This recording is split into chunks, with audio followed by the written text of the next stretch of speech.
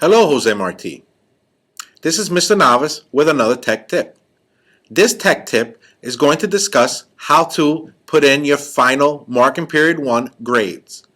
I know I've done a video about this before, however things have changed. There are a couple of extra steps involved. So I wanted to create a tutorial which will help you get this done. First things first, the grade book, the PowerTeacher Gradebook, you should be using this regularly to record your grades. I've done videos on how to add assignments and how to use PowerTeacher, so you should be able to use this as your working gradebook.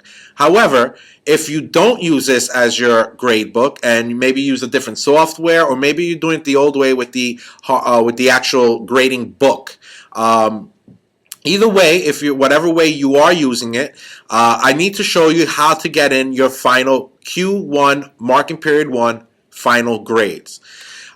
Here, as you can see, I do use my grade book. It does give you a constant average throughout the year, and what I like about it is that when a student doesn't do an assignment or they forget something, I can actually show them how much their grade is affected by taking a 0 or by getting a lower grade, and it gives them a live grade. When we come towards the end of the marking period, there are times I do want to change grades, whether it's going up or down. But either way, because behavior and class participation is part of my grading system, I do either raise or lower grades every so often. And just sort of to show you how to do that, because what's going to happen is your grade the student's grade will pretty much come from this final grade column.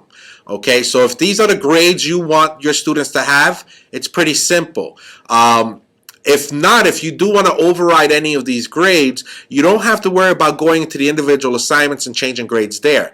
We can do a manual override.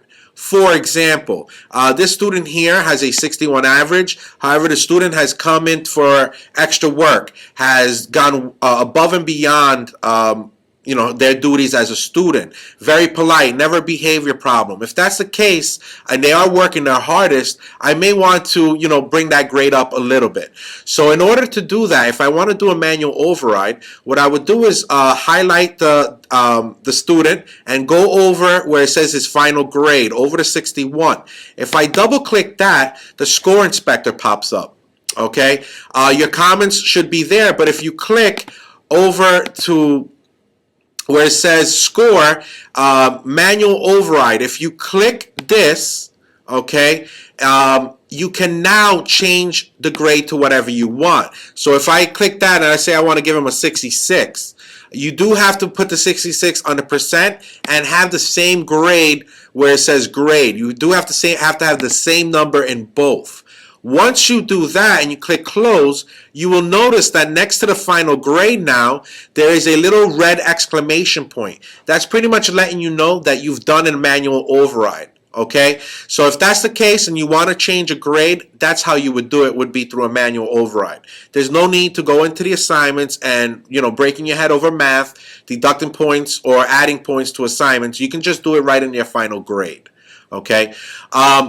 Let's say you are not using this grade book as a constant average, or you're not recording all your grades in this program.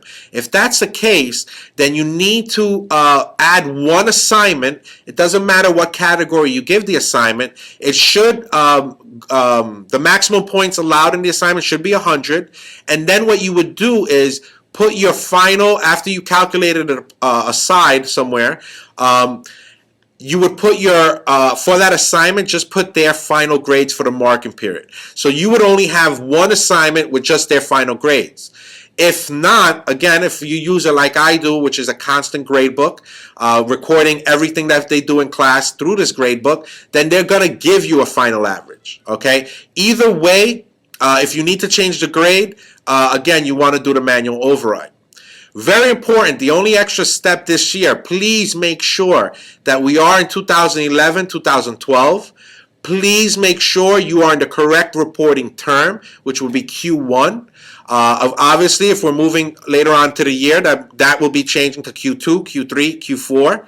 Okay. For now, being that it is November 4th, we're still working on the first market period grades. I need to leave that at Q1.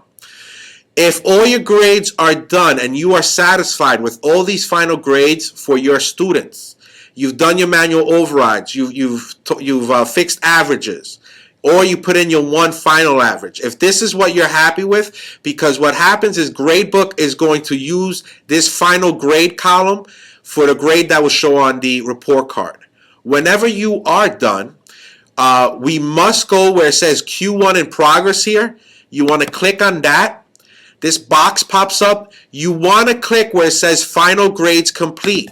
That will let the administration know that you are done with your grades. Okay, obviously you will click OK to put that in.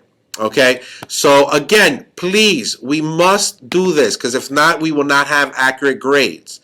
We must, when you're done putting in your grades for each class, Q1 in progress, we're going to click that.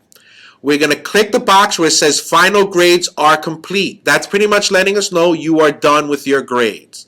You're going to check that. You will click OK, and your grades would be final. Your grades are done and handed in. Please check your email to see what dates they must be in by. And again, you must make sure you click that box letting us know that your grades are complete. If that box is not clicked, then we are led to believe that you're still working on your grades. Okay, so by clicking that box, we know you are done. We can then concentrate on the people who do not have their grades in. Okay, if there are any questions, please, I do have a YouTube channel. Okay, the address is right there on the bottom of the screen. You can report to that YouTube site, and I do have many different tutorials. They are being updated as we go along. So please, keep an eye out for the new videos coming out this year. And again, if you have any questions, I am located in the media center. Just come by and let me know what you need. Thank you so much.